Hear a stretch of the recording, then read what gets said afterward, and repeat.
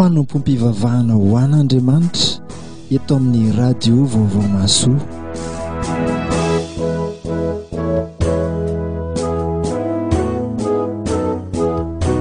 Anio dia ho tarihan'ny fiangonana Batista Biblika.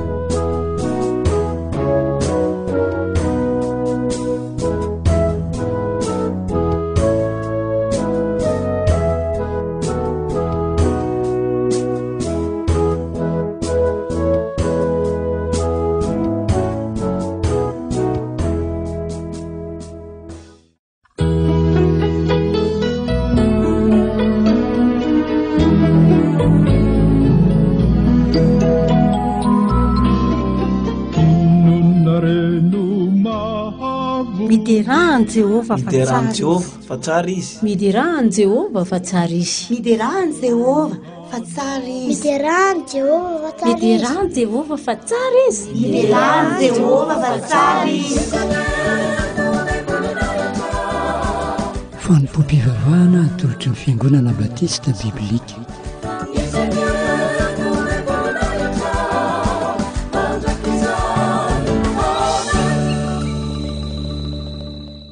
Misaora ny Jehova ary fanahiko, ary izay rehetra atao anatiko, misaora ny anarany masina. Dia amin'ny fifaliana tokoa ny arabananao nahatratra an'izao taona vaovao izao. Ho amina ao an-trano tokoa anie ny fitahian'ny tompontsika. Maro be tokoa izany fitahian'ny tompo izany a. Izany no hitarihan'ny tavidantsika hiary iteran'Andriamanitra miaraka aminy. Ahatsiaro an'izany fitahiana rehetra nataon'Andriamanitra izany. Tanisainy ao amin'ny Salamo 7:1 izany, ka dia izay koa no hiterantsika n'Andriamanitra anio.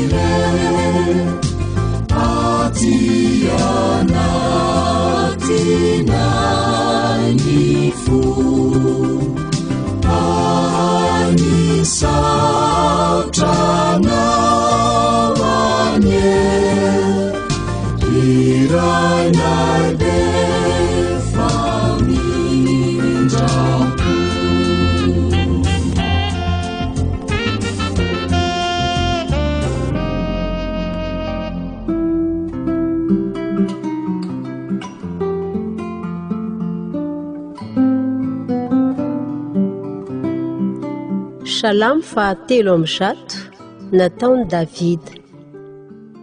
Misaorany Jehovah rehefa nahiko, ary izay rehetra atao anatiko misaora ny anarany masina. Misaorany Jehovah rehefa nahiko, ary aza misy adinonao ny fitahiany rehetra, izay mamela ny elokao rehetra, izay manasitrana ny aretinao rehetra, izay manavotra ny ainao tsy hidina ny andavaka, izay manarona famindram-po sy fiantrananao, izay mahavokisoa ny vavanao. Ny fahatanoranao mody indray toy ny any voromahery.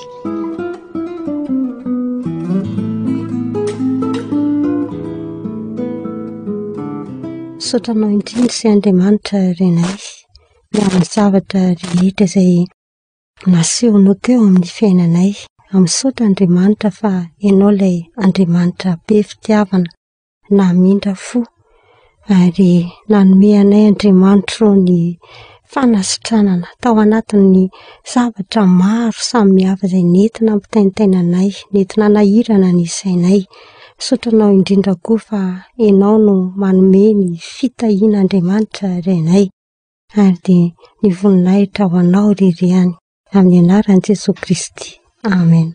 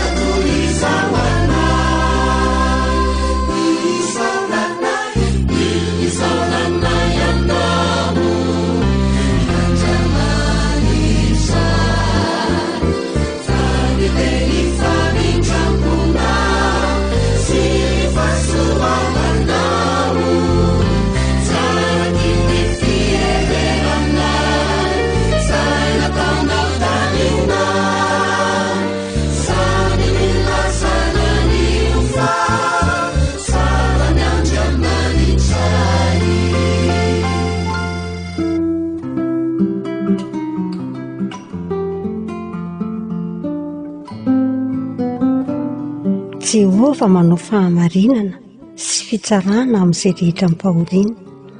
Efa nampahafantatra Mose sy ny lalakalena izy, ny zanak'Isiraely nampahafantariny ny asany. Mamindra fo sy mianka Jehovah, maharo-po sady be famindram-po.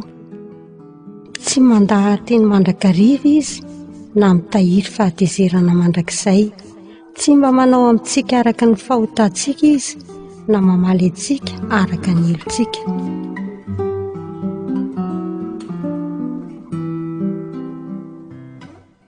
Vavaka isika.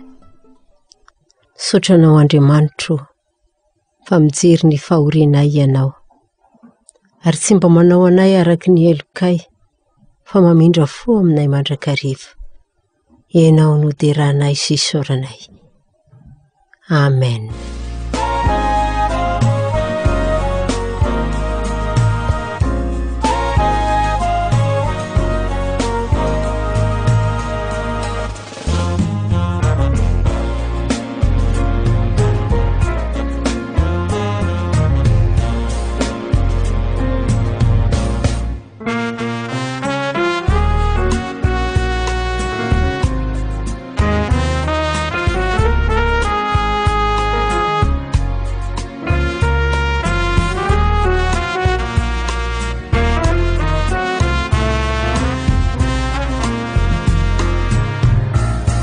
Ratsinjonao ny tao anaty tao, lay tena fambany any toetrako, angamba no tany teny anao hoe naona no tiay Jesosy. Ratsinjonao ny tao anaty tao, lay tena fambany any toetrako, angamba no tany teny anao hoe naona no tiay Jesosy. Kanefa dia zavatra irairo no any aiko ka indro ambarako, omeny tompo ay hatramizao lay tena fiainam-baova. Kanefa dia zavatra irairo no any aiko ka indro ambarako, omeny tompo ay hatramizao lay tena fiainam-baova.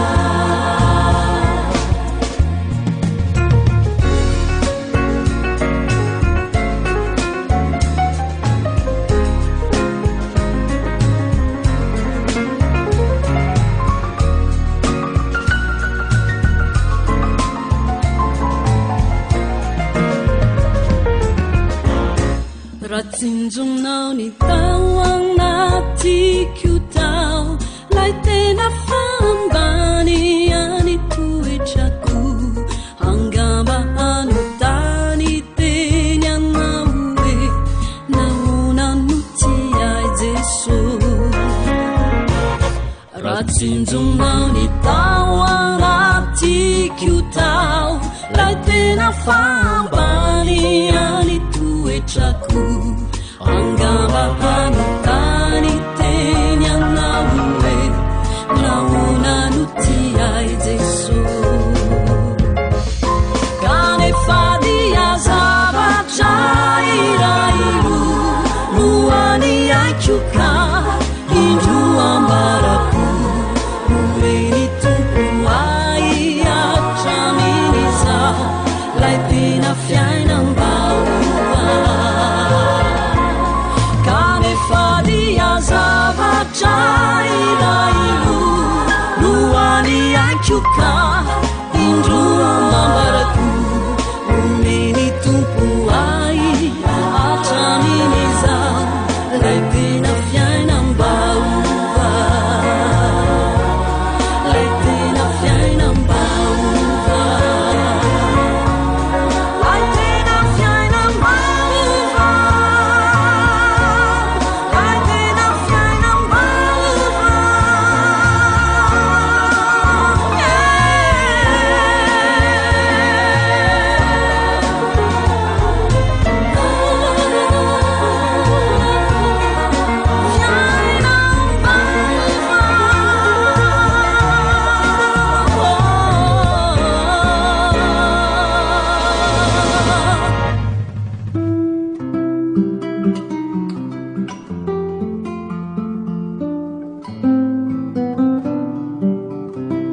Fa tahaka ny ahavon'ny lanitra ambonin'ny tany no habeny famindram-pony amin'izay matahotra azy.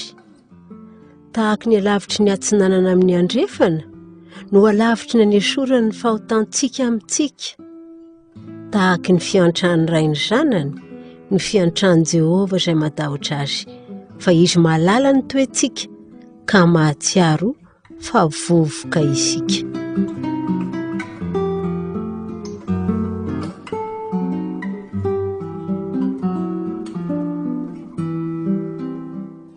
Ivavaka isika misaotra indrindra Andriamanitra irenay, misaotra Andriamanitra fa fantatrao ny mahaizay anay araka ny maha-olombelona anay, nefa ianao ilay Andriamanitra lehibe, Andriamanitra marina izay mahafantatra ny momba anay rehetra.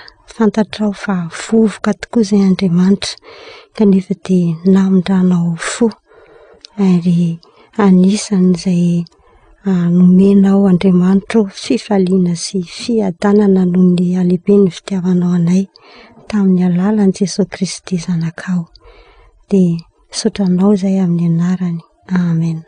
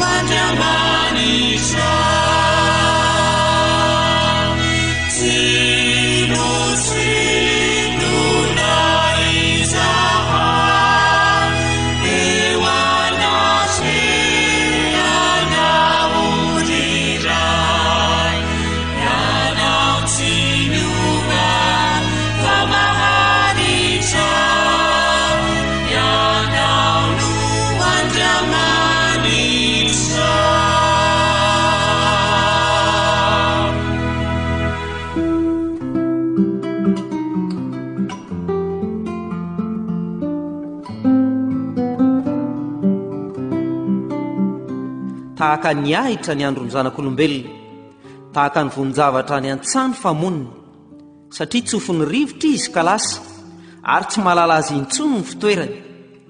Fa ny famindram-pon'i Jehova dia hatramin'ny taloha indrindra ka ho mandrakizay amin'izay matahotra azy, ary ny fahamarinany miatra amin'ny taranaka, dia amin'izay mitandrina ny fanekeny sy mahatsiaro ankatony didiny. Jehova efa nampitoetra ny seza fiandrianany any an-danitra, ary ny fanjakany manapaka an'izao tontolo izao. Misaorany Jehova ianareo anjeliny, dia ianareo izay mahery indrindra sady mankatony didiny ary miaino ny feon'ny teniny. Misaorany Jehova ny miaramilany rehetra, dia ny mpanompony izay manao ny sitrapony. Misaorany Jehova ny asany rehetra eran'ny fanjakany.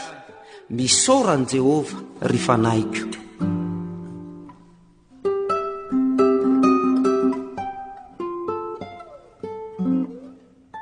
Inona tokoa moa ny olombelona Andriamanitra?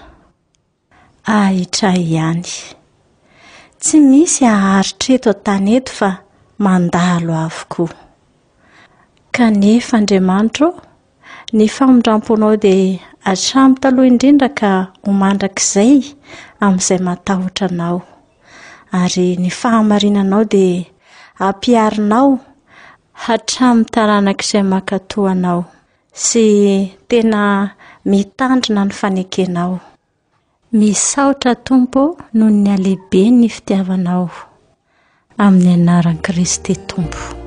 Amen.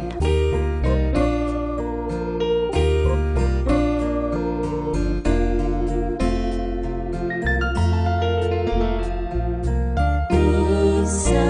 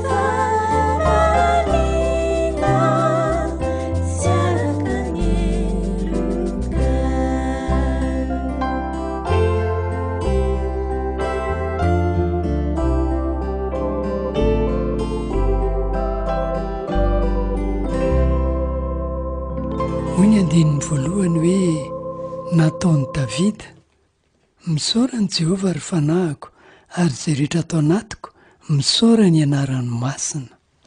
Samy efa namaky ny salamo 7 daholo angamitsika, ary anisan'ny salamo tena nahafinaritra antsika tokoa izany. Vavaka sy fideranan'Andriamanitra tena hitantsika hoe lalina dia lalina tokoa. Ahoana reny mba nahatakarany Davida avy tany an'izany salamo 7 izany? Ny fiainany iray manontolo mihitsy no nanefy azy avy tany salamo tahaka an'izany. Fa ahoana moa izany fiainan'i Davida izany? Inona avy ny zavatra nitranga tamin'ny fiainany?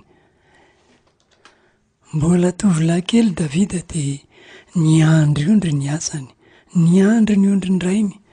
Ondry tsy dia hoe be fa vitsivitsy ihany, kanefa dia izay ny tena asan'i Davida.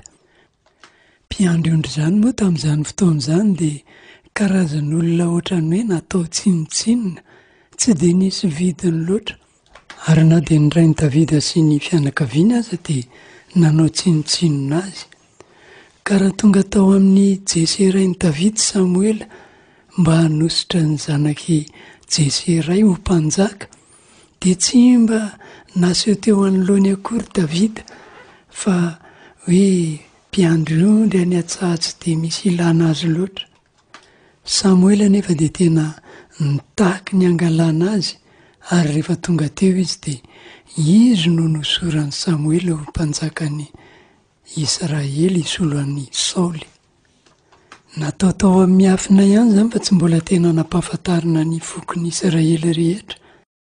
Fa Davida kosa dia tombo teo ambany fahasoavan'Andriamanitra foana, ary rehefa nandresy an'i Goliaty izy, ilay fahavalo Filistina goavana be, dia nataon'ny Saoly mpitaritafika tamin'ny miaramilana izy.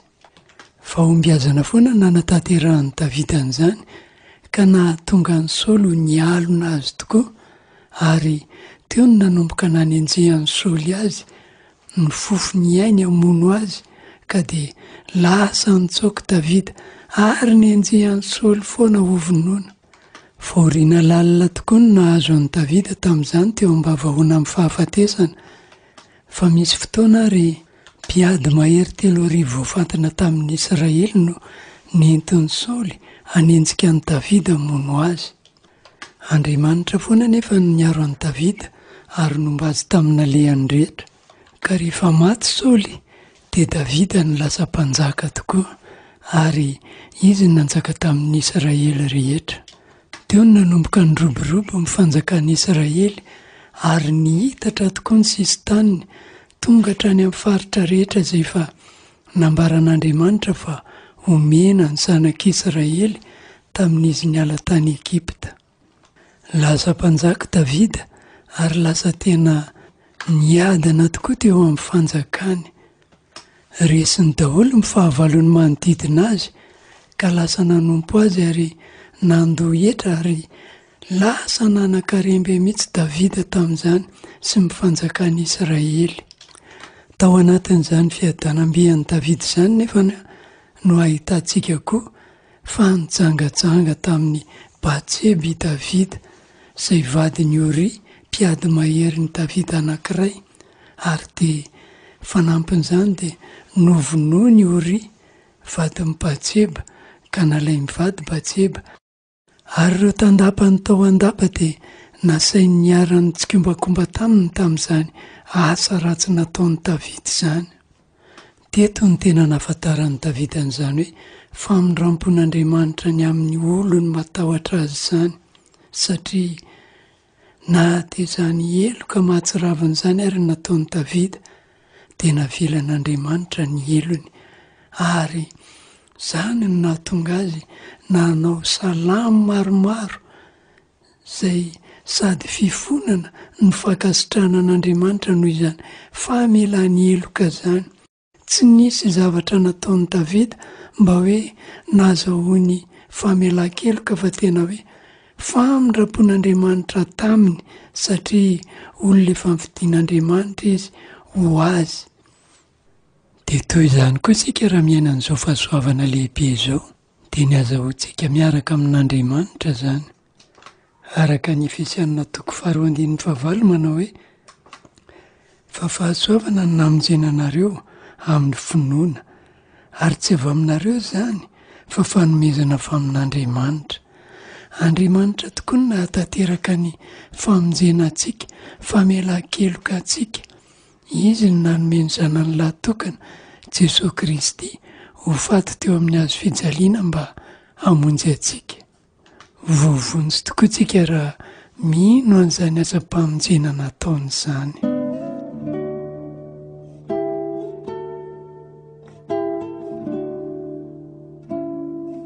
Ho fankasitrahan'izay ny asa lehibe nataon'Andriamanitra tamin'izany nahatonga ny Davida hanao an'izao fiderana lehibe mahagaga izao ao amin'ny Salamo 130. Hoy ny nanomboany azy eo amin'ny 1 hoe misaora ny Jehovah ry fanahiko. Be dia be tokoa ny fomba sy ny zavatra azontsika atao hisaorana sy hiderana an'Andriamanitra. Ao ny midera azy amin'ny hira, amin'ny dia, amin'ny zava-maneno isan-karazany, amin'izao fotoana izao ohatra hoe piano, syntety, gitara, bateria, lokanga, valiha, sodina, trompetra, feo fiderana, chorale, na ny vava mihira na ny lela. Fa hoy Davida hoe misaora ny Jehovah ry fanahiko, izany hoe efa manana fifandraisana amin'Andriamanitra tokoa izy, ka ilay fanahy no azahoany mifandray amin'Andriamanitra araka ny Jaonina 4:4-20 manao hoe Andriamanitra dia fanahy, ary izay mivavaka aminy tsy maintsy mivavaka amin'ny fanahy sy ny fahamarinana. Eto Davida dia miantso ny fanahiny hisaotra sy hideran'Andriamanitra, izany hoe ilay fanahiny izay tena efa mifandray amin'Andriamanitra, izay no entiny hideran'Andriamanitra. Manentana antsika koa izany raha tena te hideran'Andriamanitra isika, manahoana ny fifandraisantsika amin'Andriamanitra, manahoana ny fananahoana ny fa tsy izay ihany nefa ny nataon'i Davida fa hoy koa izy hoe ary izay rehetra atao anatiko misaora ny anaran'ny masina. Raha ny tena marina dia efa voafitin'ny Davida ato anatin'ity Salamo 130 ity mihitsy ny Baiboly iray manontolo.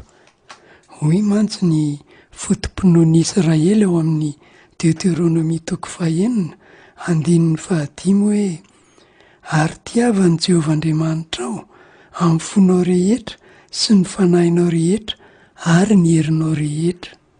Manamafy an'izany moa Jesosy Kristy ao amin'ny Marka 12:13 manao hoe koa tiavan'i Jehovah Andriamanitra ao amin'ny fonao rehetra sy ny fanahinao rehetra sy ny sainao rehetra ary ny herinao rehetra. Dia izay no iantsoan'i Davida hoe ary izay rehetra ao anatiko misaora ny anaran'ny masina. Maninona moa no ny anara masin'i Jehovah no isaoran'i Davida eto? Satria ao anatin'izany anaran'Andriamanitra izany no mamaritra ny toetran'Andriamanitra, no ahafantarantsika ny mikasika azy, ny tena maha izy azy ao anatin'izany anaran'izany. Ary misy maro be tokoa ny anaran'Andriamanitra niantsoana azy, ary tany sain'i Davida daholo izany toetra mamaritra ny anaran'Andriamanitra izany. Hitantsika amin'ny toy an'ny Salamo izany.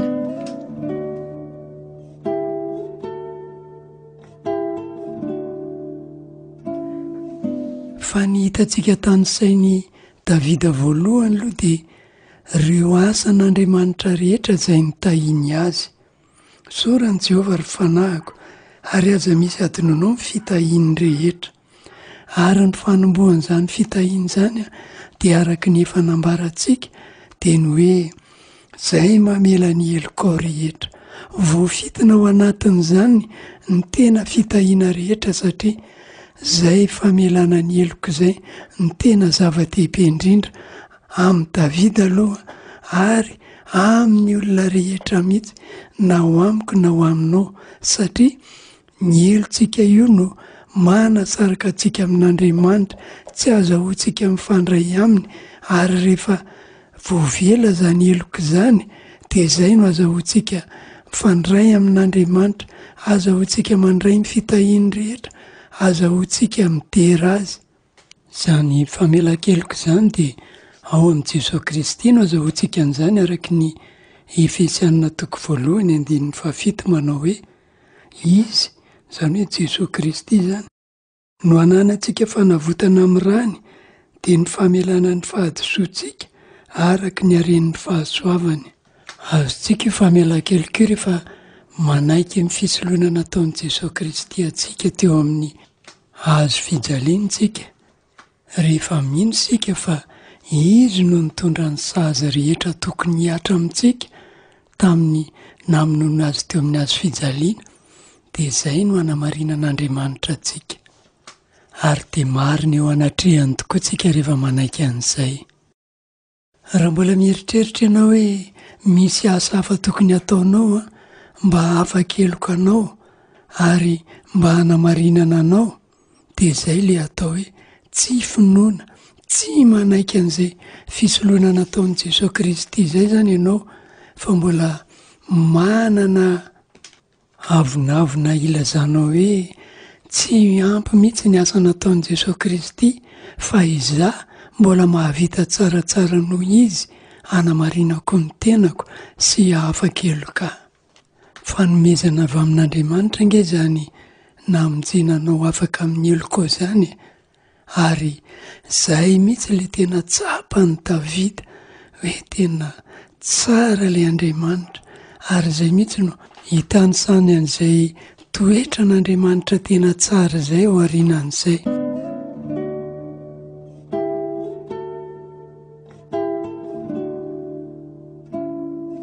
Ho indrindra Davida ao amin'ny 1:9 hoe mamindra fo sy miantra Jehova, mahari-po sady be famindram-po. Izay mihitsy izany ilay Andriamanitra, izay ny anaran'Andriamanitra ary izay ny maha-Andriamanitra n'Andriamanitra. Raha nanonona ny anarany teo anatrehan'i Mosesy Andriamanitra ao amin'ny Eksodosy 4:30 dia hoy izy eo amin'ny 1:9 ary Jehova nandalo teo anatrehan'i Mosesy ka niantso hoe Jehova, Jehova, Andriamanitra mamindra fo sy miantra, mahari-po sady be famindram-po sy fahamarinana, mitahiry famindram-po an'ny olona rivo mandimby, mamela heloka sy fahadisoana ary fahotana, kanefa tsy mety manamarina ny meloka fa mamaly ny heloka indray amin'ny zanaka sy ny zafy hatramin'ny zafiafy sy ny zafin-dohalika. Ho an'i Davida dia tsy hoe tsy anjery ny anarana tao amin'ny bokin'ny lalàna izany, fa zavatra tena niaina ny tanteraka tokoa ary tsapany ary tena ho ampony tanteraka izany. Mamindra fo Jehova satria raha ny eloko Davida dia tena ratsy dia ratsy ihany tokoa, ary tena mahatsiravina na mieritreritra azy ary.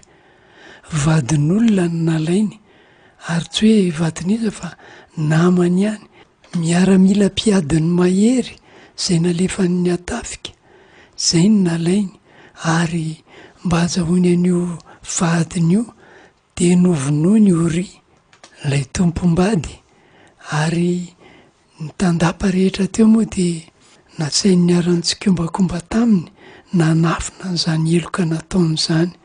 Izany eloka lehibe nataon'i Davida izany no navelan'Andriamanitra rehefa niaiky eloka teo anatrehan'Andriamanitra Davida.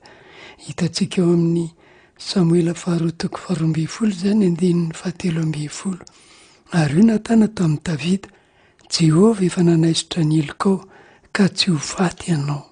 Asa raha azonao tsara fa tena mendrika ny ho faty tokoa Davida, nefa dia tena navelan'Andriamanitra. Tena tsapan'i Davida tokoa izany famindram-pon'Andriamanitra izany ka nahatonga azy nanao ny Salamo 4:30 manao hoe sambatra ny olona izay voavelan'ny elony sy voasarona ny fahotany, sambatra ny olona izay tsy esain'i Jehova eloka ary tsy misy fitaka amin'ny fanahany. Maro tokoa ny eloka vitany Davida ary na tsy aro sambatra mihitsy izy raha voavela ny elony, ary tena izy rehetra mihitsy ny voavela, araka ny teniny eo amin'ny 7 hoe zay mamela ny eloko rehetra. Hazavain'ny Davida lalindalina tokoa izany hoe famelan-keloka sy famindram-pon'Andriamanitra zany manomboka amin'ny 7 hatramin'ny 12. Tsy mandahateny mandrakariva izy na mitahiry fahatezerana mandrakizay. Tsy mba manao amintsika araka ny faotantsika izy, na mamaly antsika araka ny elontsika, fa tahaka ny avon'ny lanitra ambonin'ny tany no ampen'ny famindram-pony amin'izay matahotra azy. Tahaka ny alavitry ny atsinanana amin'ny andrefana no alavitry ny anesoran'ny faotantsika amintsika. Tahaka izany nataon'Andriamanitra amin'ny Davida izany tokoa, nataon'Andriamanitra amintsika izay mino azy, izay nanaiky amin'ny fisoloana nataon'i Jesosy Kristy teo amin'ny hazo fijaliana, fa tena avelany tokoa ny elontsika rehetra. Ny toetra faharoa ambaran'i Davida eto dia ny hoe miantra Jehova. Inona moa ilay miantra raha tsy hoe honena amin'ny fahorian'ny hafa, tahaka antsika hoe mahita olona farak'izay manitra sy malahelo dia mba mamindra voka manome zavatra azy mba hoe hanampiana azy. Fa eto izany dia lasa lavitra be noho izany mihitsy no nataon'Andriamanitra tamin'ny Davida, na koa ny ataon'Andriamanitra amintsika. Hazavain'ny Davida izany eo amin'ny 17, tahaka amin'ny fiantran'ny rainy zanany no fiantran'ny Jehova n'izay matahotra azy. Tsapan'ny Davida tokoa izany hoe zanak'Andriamanitra zany, amin'ny maray an'Andriamanitra ary ny amin'ny zanak'Andriamanitra n'izay novidiany. Nambaran'Andriamanitra tamin'ny mantsy izany tamin'ny Solomona hoe zaho rainy ary izy ho zanako. Dia miantra ny zanany tokoa Andriamanitra, na dia nanota ary izy, satria fantany ihany fa na dia efa tena zanany aza dia mbola nofo ihany tokoa. Ary izay no ambarany amin'ny 4:12, fa izy mahalala ny toetsika ka mahatsiaro fa vovoka isika. Amin'ny mahataranaka Adamantsika dia tena mpanota ihany tokoa tsika, ary ny ota dia ao apontsika foana mibaiko antsika manao zavatra ratsy isan-karazany.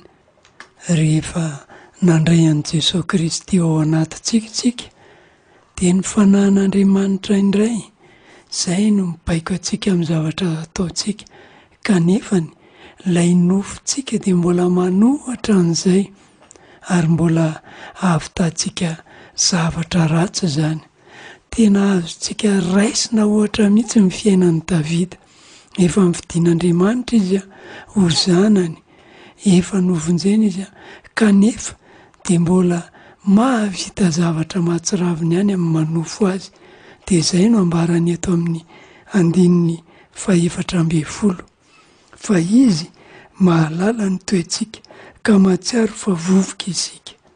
Izany hoe izay ota mbola mahazo antsika izay zany mbola mahaolona antsika izay, ary tsapan'Andriamanitra izay, fantan'izay, ary izay mahatonga azy hiantra antsika hoe na dia efa nanaiky azy ho tompo ary dia mbola misy ota mahazo ihany. Eto moa no amaritan'i Davida ny mahaolona, izany hoe ny olombelona. Ohatra n'inona tokoa moa izany olona izany? Hoy ny 4:12 hoe fa izy mahalala ny toetsika ka mahatsiaro fa vovoka isika. Hatramin'ny nanontany Adama dia tafiditra ao am-pon'ny olona rehetra ny ota, ary tafiditra amin'ny fahafatesana. Dia ilay mahavovoka ny olona no iainan'ny olona nanomboka teo. Izany hoe tena tsy eo intsony ilay fifandraisana amin'Andriamanitra, ilay mahazanak'Andriamanitra tena hoe fanahin'Andriamanitra no mitarika mba hiaina arak'izay mahazanak'Andriamanitra izay, fa dia lasa miaina ohatra ny biby, teraka dia mialehibe dia miasa ohatran'izay, dia ny farany dia antitra, dia maty. Tsy izay nefa nanaovan'Andriamanitra ny olona fa nataony hifandray aminy, hiara-miaina miaraka aminy, hiara-hifian'izao zava-boarin'Andriamanitra eto an-tany izao. Ka izay no nametrahan'Andriamanitra amin'ny fanahiny ato anatin'ny olona. Rehefa tsy teo intsony izany noho ny nanontany Adama dia Andriamanitra indray no mamerina an'izay amin'ny fanekenan'i Jesosy Kristy, fandraisana azy ao am-po ho tompo sy mpamonjy. Izany hoe tena mampiditra an'i Jesosy Kristy ao anaty mihitsy izany, dia ny fanahy mason'Andriamanitra no miditra ao anaty amin'izay fotoan'izay. Fa raha ilay olona manofo fotsiny dia arak'izay ambaran'izay hoe vovoka isika, tahaka ny ahitra ny andron'ny zanak'olombelona izy, tahaka ambony-javatra ny an-tsaha fa moniny, satria tsofin'ny rivotra izy ka lasa, ary tsy mahalala azy intsony ny fitoerany. 70 taona no andro iainan'ny zanak'olombelona, kely dia kely tokoa izany, kanefa ny raha izany andro vitsy iainany eto an-tany izany no tsy mbola nahalalany an'Andriamanitra, tsy nahitany ny tena fiainana, dia zava-poana tokoa no nandalovany eto an-tany, tsofin'ny rivotra izy dia lasa, ary tsy mahalala azy intsony ny fitoerana. Izany hoe tsisy dika mihitsy ny nandalovany tetỳ an-tany, fa zava-poana te zava-poana. Dia na izay ary tsika olombelona mpanota, very tanteraka, kanefa ny afaka ny vovonjyntsika noho ny famindram-pon'Andriamanitra, araka ny ambaran'i Davidy amin'ny 1:7. Fa ny famindram-pon'i Jehovah dia hatramin'ny taloha indrindra ka ho mandrakizay amin'izay matahotra azy, ary ny fahamarinany miatra amin'ny taranaka, dia amin'izay mitandrina amin'ny fanekeny sy mahatsiaro ankatoy ny didiny.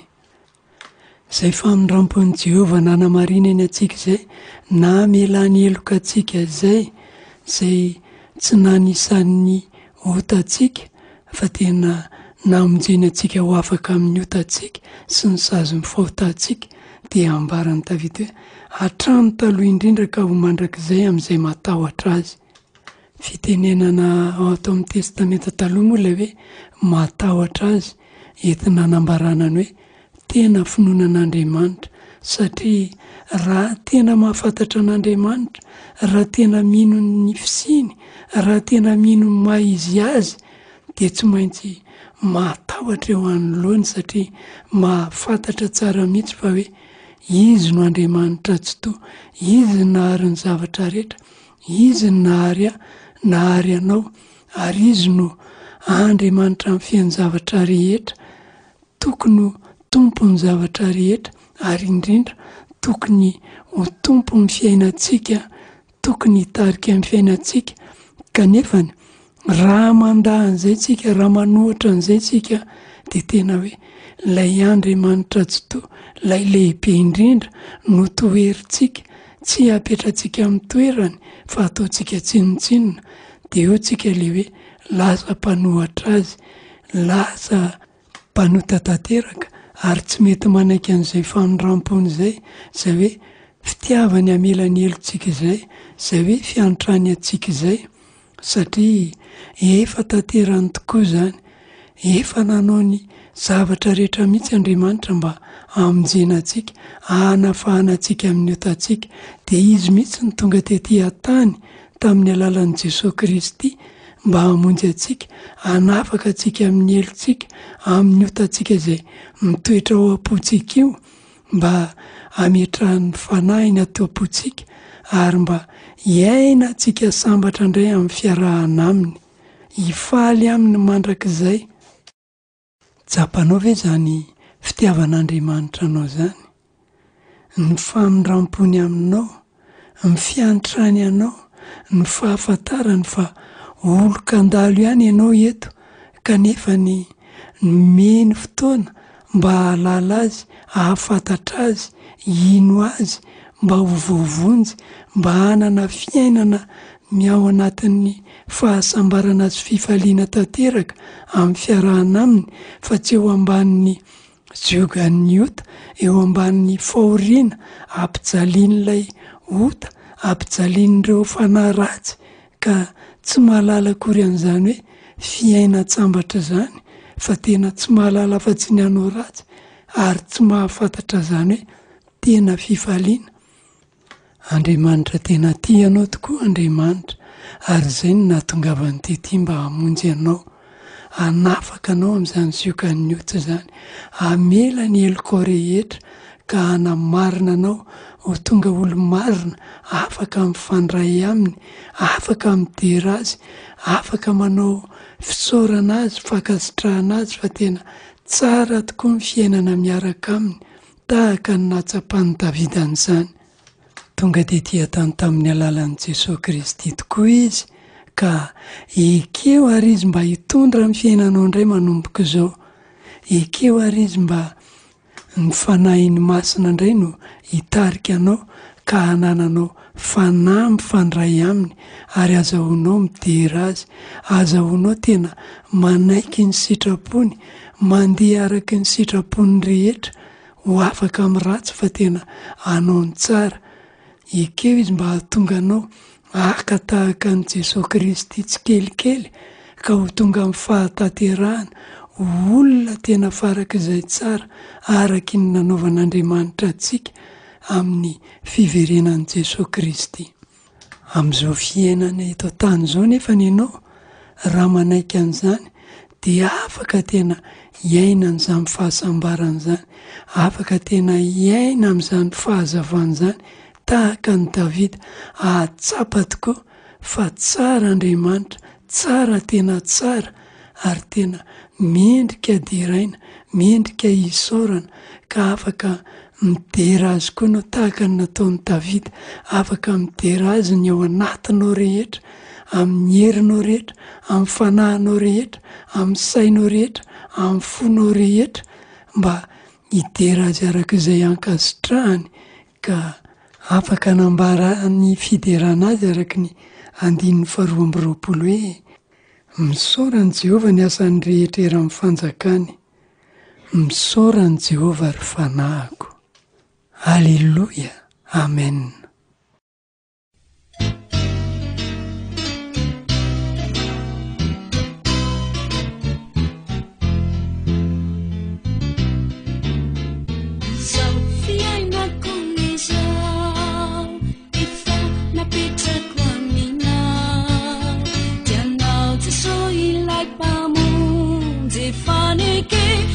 Jamani tu kisha nitangamiki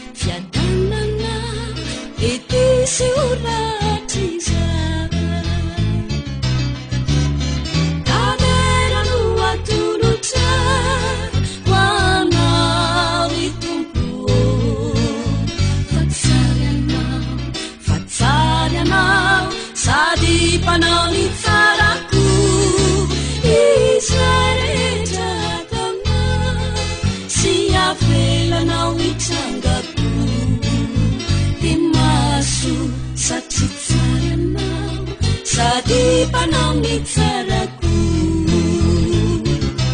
ka tena no atolotro hoanao ny tompo fatsary anao sady panao ny tsarako izarehetra atanao sy avelanao itrangako le maso satria tsary anao sady panao ny tsarako. Raha mananambary ianao na fanontaniana dia antsoy ny 034 47 887 11. Hitanao tokoa anie Jehova amin'ity taona ity mandra-pionindray ary.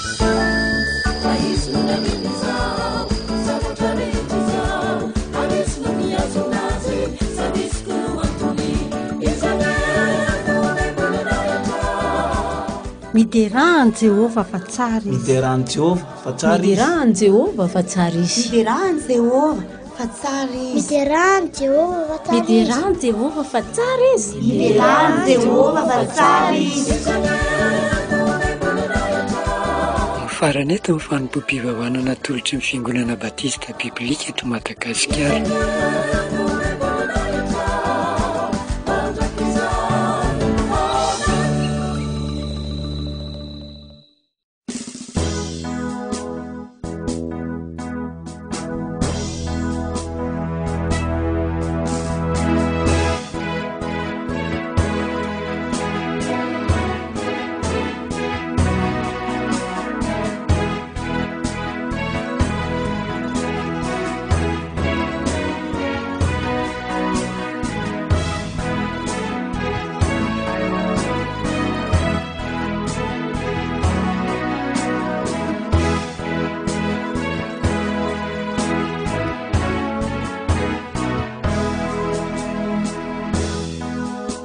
Narantsika teo